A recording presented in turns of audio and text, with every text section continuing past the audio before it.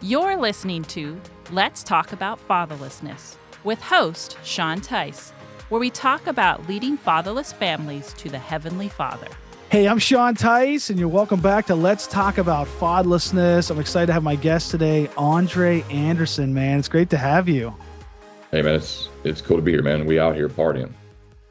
Dude, I don't know. We've known each other for, I think, maybe 4 years, something like that. We met each other at an event, Lead the Generation. We were both speaking at that event, and we just kind of connected there. We have different backgrounds, but similar stories. And so just go ahead and tell us a little bit about yourself, where you're at right now, and then we'll dive into your story. Oh man. So where I'm at, currently I'm in Pittsburgh. Grew up in Pittsburgh. Just moved back here after 24 years. So right there, man. Right there. yeah, oh yeah. That's great. Yeah. So I mean, we're doing terrible this year, but then.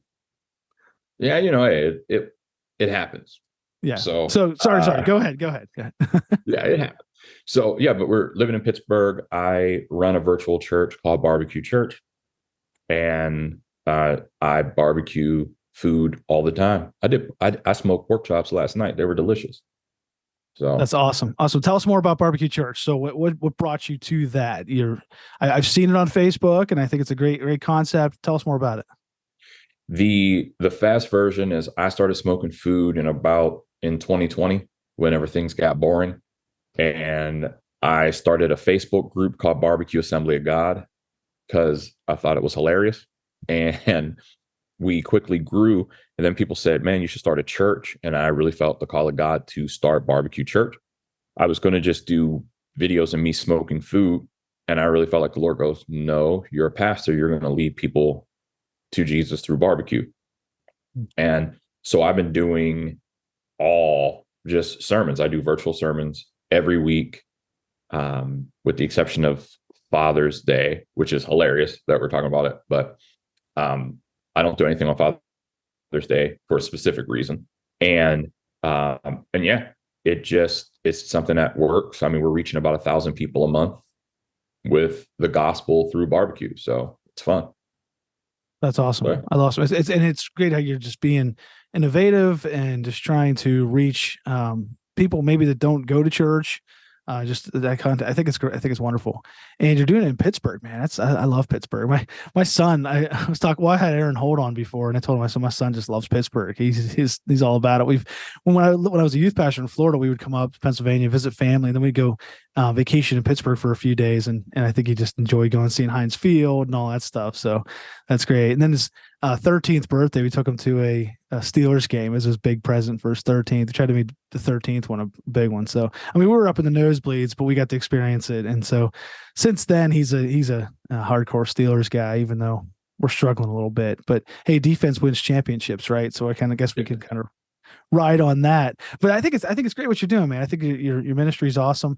The reason why I wanted to have you on was when we connected, I think it was at Lead the Generation, you shared some of your story with me. So would you kind of go back? Let's rewind back to your childhood. Tell us about, the Andre, the little Andre, and tell us what how it all started, and tell us about your story of fatherlessness. Man, it's so funny. They hear the concept of little Andre. I'm like, like you just start. Me and my brother were just talking about like the way we grew up, and it's wild. And we're sitting here, I'm at 44 years old, like, good night. Like, how did we survive? So my mom got pregnant with me at youth camp. So she was 13 years old, got pregnant with me, had me when she was 14. And my dad went to the Army. So my dad went to the Army whenever he graduated high school, went straight to the Army. My parents actually went to the same church. So we're Salvation Army Church in Homewood, out here in Pittsburgh. And so I knew both sides of my family. I knew them. I had a relationship with my dad, technically. We wrote letters and all that. I got a stepdad. I was about 4 years old. My mom remarried and had my little brother, Mike. My stepdad was not a very nice person to me, because I wasn't his biological son. So that was a whole ordeal, because you have a boy growing up in a home with a man that's not his father, who doesn't like him. And all I wanted was for him to actually like me, and show me the same love that he showed his own son. But it was, so it was difficult. It was a difficult time. Let's see, I think sixth grade. I mean, there was a time in the fifth grade, the police came, and it was a whole thing at the school. So they tried to take me away from my family because of the way that things were going back at my house. The way I would end up coming to school, they were like, your bruise is a little too bad. Things like that. I ended up making sure that didn't happen, because I wasn't leaving my mom. And so I grew up in this just different style of environment. My mom got her life together with the Lord in about the seventh grade. For me, my stepdad actually my mom prayed him out of the house. Just hilarious. Like, she literally prayed and he just stopped coming home, started living somewhere else. And kind of funny, hilarious. And so I grew up in a way where,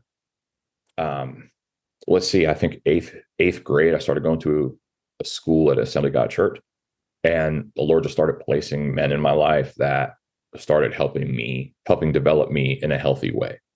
Because I didn't really see much healthy development. It was no healthy guidance, no healthy leadership. It was just here and there. But now, it moving through, like, we made it. It was just different. It was just different. But, through all of it, for me, I just see where God placed men in my life to help me become who I needed to be, to help me not grow up weird, and, completely deficient, as a lot of times we can, if, not having that positive role model. My mom is remarried now, to an amazing dude, and, calls me son. He's my dad. He's my guy. My dad moved back from the Army, I want to say, when I was in the seventh or eighth grade. Lived probably 150 yards away from me. Wow. Like, close. So, which caused a lot of stuff in the home with my stepdad to kind of calm down, because my dad was, one, he was in the Army, two, he was crazy. So, and so I got to see him, I got to hang out with him, then growing up, I got married, had kids, trying to be my own, be a father to my own children, and be a great husband to my wife, and do all that. My biological father actually passed away 6-7 years ago. And I was there. I was living in Chicago at the time, drove into Pittsburgh because they told me he had 6 months or less. And I drove in from Chicago, and he was gone in 6 days. So I was there with him, and, but that whole thing is, it's honor your father, honor your father and mother. I was there. That was my guy. I took care of him. He took care of me, later in life. And the last thing my dad wrote, because he couldn't talk, he was trached. He had really bad cancer. I took up his voice box, and he just said, "Be better than me." He's like, "Just be better than me." Wow. And wow, that's good. And he said, like, "Just do that." He goes, "I'm proud of you. Take care of your little brother. He has another son." I told him I'd take care of him, and that's what I do. So, so we just work on being better. So it's wild. Here's the program is in my Bible for his thing. And you'll notice it's the Steelers font. Nice. So, yeah. Wow. So that's great. Yeah. So everybody was instructed to wear Steelers stuff to his funeral, and black and gold, because wow. that's how I buried him in his Penguins jersey. and Nice. we'll put terrible towels in the Oh, casket wow. before. Yeah. True So Pittsburghian, or what's the word? What do you guys call yourselves in Pittsburgh? I mean, Pittsburgher, I guess. I don't know. Pittsburgher, true Pittsburgher. Wow, that's Yeah. great. What way to go out in Pittsburgh. I grew up in Altoona, which is, we're not quite Pittsburgh, but we're kind of a little Pittsburgh, I guess you'd say. That's we try to call ourselves, but we're not quite there. Right. But it's Right. great. Yeah. So Close enough. yeah, I love your story. I love how, you kind of get into the gritty of all the stuff that happened, and there's a lot that I want to unpack about that. The first thing I want to ask you is, before we go back and cover more of the childhood, how did you overcome? How keep going with your story? How did you knew God wanted you to go into ministry, or how did you overcome that? Because a lot of people become statistics. They become a statistic. They end up in prison. They end up committing suicide. They end up becoming an addict. So how did you decide, I'm going to break through this and not going to become a statistic? I mean, was there ever a purposeful mindset about that, or was it just God just brought you through the whole thing? How did it happen for you? I had praying grandmothers. Like that's it. I had praying grandmothers and who prayed nonstop. They prayed for all their kids. They knew what the situation was, and they prayed. And we, like, a lot of times we want to joke and say, like, well, I need more than prayer. Well, I mean, sure, in certain instances, but there's a lot of stuff that we can't control.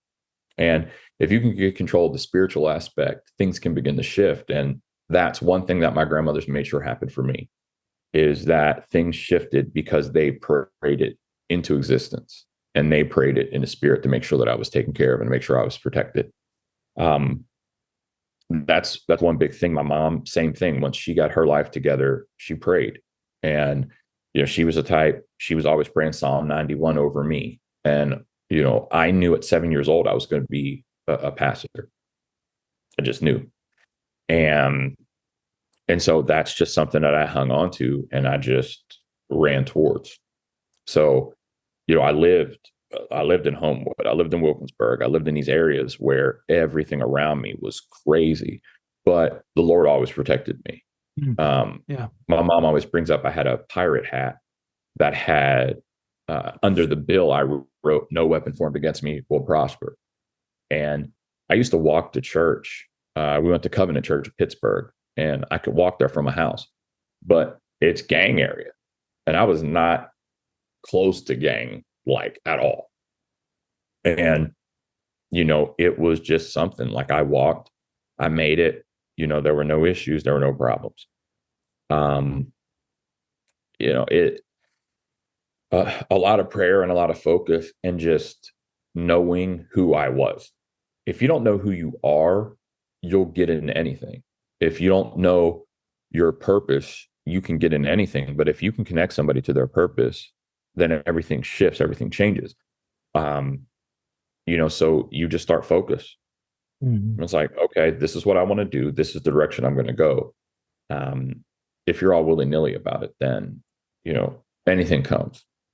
But my mom was very adamant about me and my brother not being statistics, not being normal. We are two, I'm 44, my brother's 40. We are two Black men that grew up in the hood who can swim, because our moms made us swim. So when people be like, Black people can't swim, I mean, yes, I can. Like, I can swim. We eat everything, like, we can go anywhere and we can fit in. My brother is a high level businessman and business consultant who handles millions of dollars in transactions a year. Dude is insane. We were just raised to be different. And so we knew what our purpose was, and we just ran after our purpose. Just never sidestep. And so, like, I believe that that's what dads help with. Dads help you find your purpose. They help you find like, this is what you're great at. And then they encourage you in it, encourage you to push forward. A great dad will do that. And so I just had a lot of men that rallied around me and helped me, like that, the Hot Wheels track that, that when the car, like it slows down, but then it hits that one spot and it has like the speed booster. Yeah. Yep. Propel the car on. That's what it was like for me. I always had somebody there to continue to propel me forward in my mission. So yeah. Now, talking about that, going a little further with that. First of all, with your mom, what did she do? What's some of the things she did? So for the single moms listening to this, what are some of the things that she did for you as a child, a teenager, to help propel you in that right direction?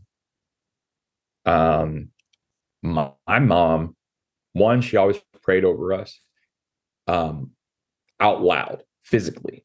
So my mom would do drive-by prayers. If she was praying, you got prayed for. If you were in the house, you got prayed for. I had friends that were Jehovah's Witnesses that were in my house playing Super Nintendo that got prayed for with oil on their head.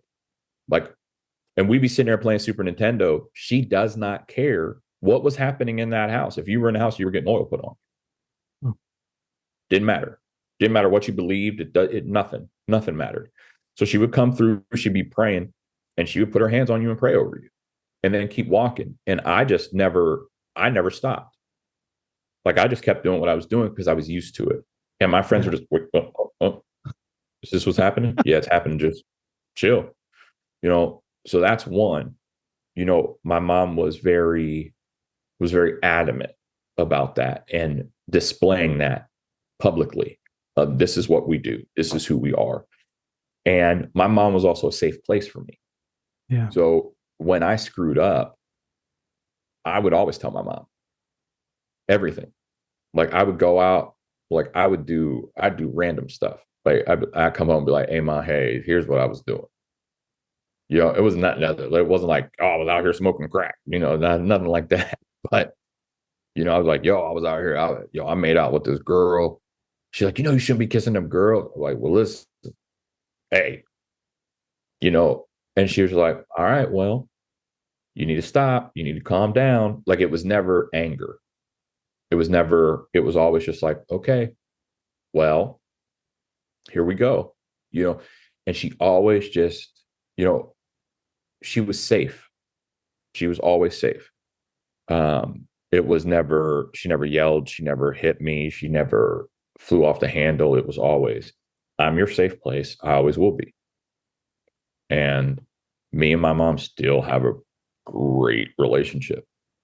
Like, great. I talked to her.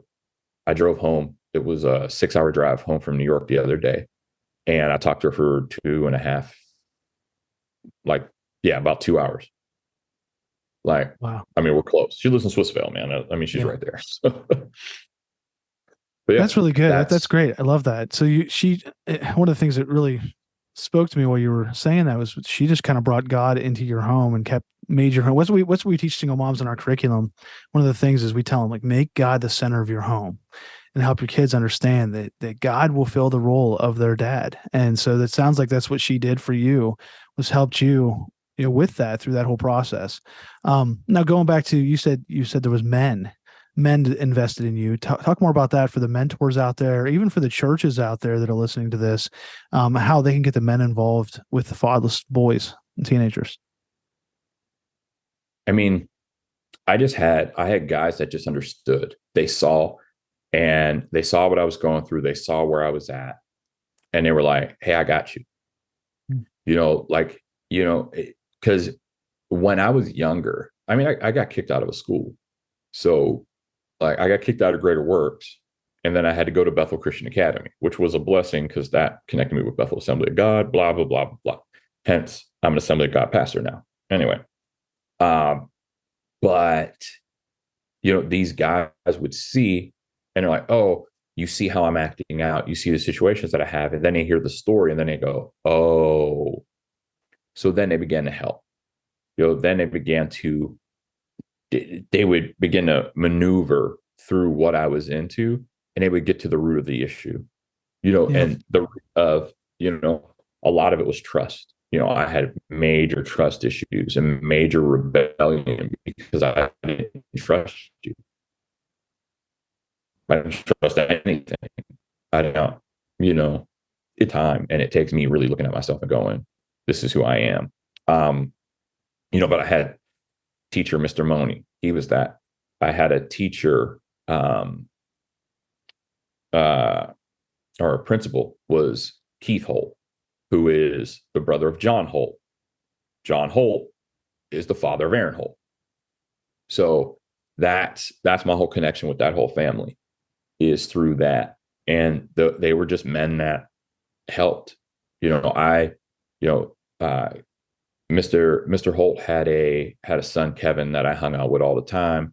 I would stay at their house. They would make me lunch. They would let me stay over so that I could go to youth group, and I wouldn't have to worry about it. Like, I wouldn't have to go home, all the way on the east side of town. Like, they would just take care of me. After high school, I had a guy, Glenn Whitfield, and his wife, they would come and pick me up. They would come from Millvale to Homewood to pick me up and then take me out to Allison Park for church, and then pass their house to drop me off and come back. So it was just people who saw where I was and saw what I lacked and saw what I needed, and then made sure that I was taken care of. It was like the Lord just spoke to them and let them know this is what needs to happen. And so just looking and seeing, it can be the smallest thing. Like Glenn and Robin, it was a ride. They just took me places and helped me experience some crazy stuff. And we had a blast. We had fun. They're still some of my closest friends because they were always there. So it's just see the people and then give these kids opportunity, opportunity that they wouldn't normally have, baseball games, teach them how to swim, like there was stuff like that. It's big, teach them how to go to a nice restaurant and eat properly. Yeah. Teach them how to treat a woman right. Like make it it has to be a point. I learned all that stuff from these men. That's great. It wasn't, I didn't learn that in the home. I learned it from random men who decided to teach me, like, this is how you treat a woman. There's a guy, Bill Stern. I dated his daughter, and dude could have threw me through a wall. He could have. He was a pipe fitter. Dude, big old boy. And he's like, nah, this is the way you're going to treat women. It was his daughter. Yeah. You know what I'm saying? Like, he could have killed me. And he was just like, nah, this is how you're going to treat a woman. I learned that from him. I learned that from other men. So we just have to look at these people and understand that, if you don't have training, you don't have training. So what do you do if you're untrained? Are we going to put a bunch of people out on the field who are untrained and let them play football? I mean, with the Pittsburgh Steelers probably right now, yes, that's what we are doing. But, like, if they weren't trained, then, oh my gosh, it's time to train them. So how do we take these students and do that? How do we take these kids and do that? Covenant did a program called Brothers Keeper, where they would do that for young people. They would do that for the fatherless. So, can we do that? Can we teach these kids how to cook? Can we teach them how to barbecue, stuff like that? Now, were you part of that program, or was that after you were out from Covenant? I wasn't a part of it. I wasn't a part of it because I didn't like anybody. I was like, man, I don't want to do that, because I didn't like the people that were in it. I was like, they're not my friends. So yours wasn't a formal program. It was just a bunch of people that cared for you, and they were there for you. I mean, you knew that they were available, and I could completely understand. I had the same type of thing. I have people that even either today or tomorrow, I'm having my vehicle worked on by one of my mentors from high school. And so he's still there. You know what I mean? I totally understand. And it wasn't like he was hey, will you be my mentor? And, which that can work if you want to do it that way. But it was just an organic thing where this guy was a youth, leader. He helped in the youth group. He worked a regular job, but he was just helping out, and I knew he was available and he cared about me, and I would hang out at his house, and they just were an encouragement. You know what I'm saying? We weren't, and you can do this. I mean, we have our devotionals and stuff you can work through, Fatherless Journey, things like that. But for me, with this guy, it was just going to his house and knowing that I had a place that I could hang out, and he would talk to me and he would tell me about the Bible, and it was just an encouragement. You know what I'm saying? It didn't have to be a program, right? And programs work; they do work, but it doesn't have to be that. It doesn't have to be some form. I think we overcomplicate this issue of fatherlessness, right? I mean, what do you think about that? Where we make it has to be, well, we have to have this whole program, and well, you can do that. I mean, I'm not against this. I have friends that run great programs, but yours was organic, just like mine. And I think the devil uses it where people get like, well, how can I be a mentor? I can't get involved in this, or how can our church start something like that? Just get the men involved with the kids that need some help, right? You agree with that? Mm-hmm. Yeah. Sometimes it's just, you got to give somebody a hug every week. Yeah. Like that's what happened with me and a guy. There was a dude living an alternative lifestyle and walking out of alternative lifestyle at church. And I knew every time I saw him, I had to give him a hug every time. And I gave him a hug all the time. And when I left that church, he goes, bro, you helped me develop who I am because you weren't afraid to hug me, and you weren't afraid to show me like godly man love. Yeah. Like wow. That didn't want anything from me and wasn't scared of me. And it's just like, how can you just hug on somebody and let them know you love them? Yeah. Like that's all somebody, sometimes that's all they need. Just somebody say, hey man, just need you to know I love you, man. I love you. I care about you. That goes a long way. So yeah, I liked what you said. You were telling people on Facebook you love them, and then your wife, she got onto your phone and made sure. Yeah. She was looking at her phone. Yeah, I'm like, hey, listen, if I tell you I love you, don't freak out. Like I'm in a good place. I'm not tapping out. I'm just saying. And she's like, who you telling you love them? Like, yeah, you got to be careful with that, right? I'm like, you need to calm down.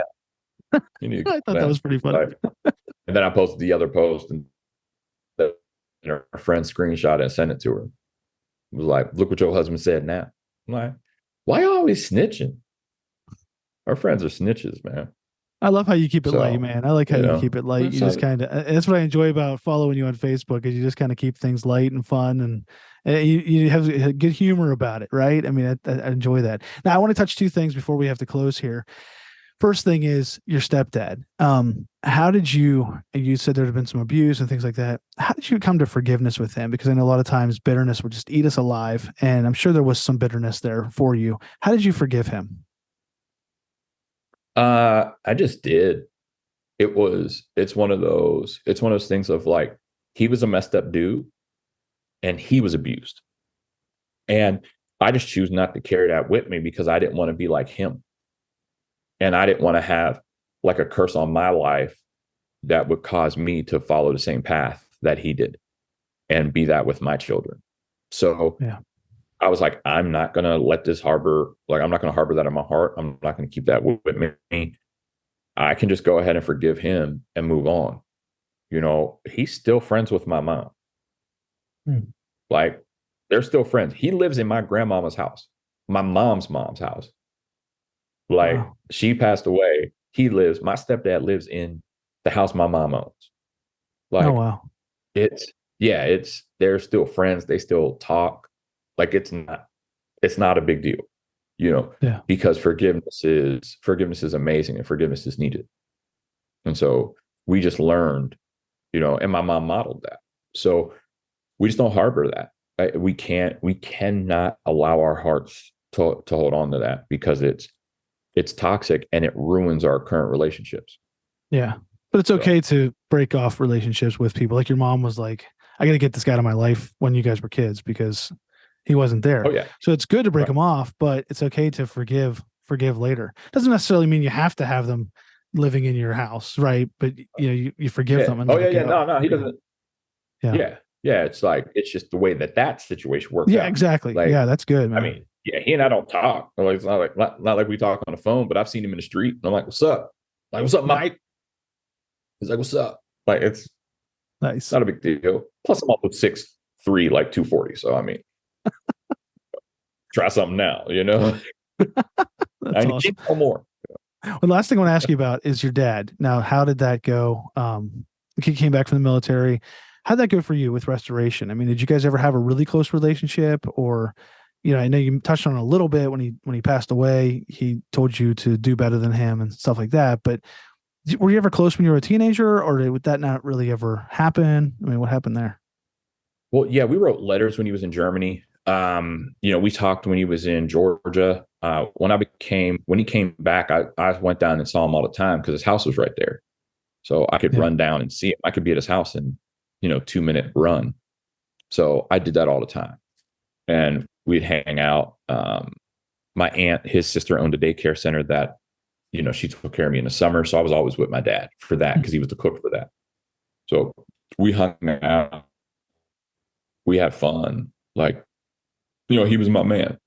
And, when I got married, he knew. When I got pregnant, he was one of, well, not me, but he was one of the first people that knew, it was a whole thing. And so he was a major part of my life. When his brother died and when his stepdad died, people were leaning on him and he felt like it was too much. And he called me crying.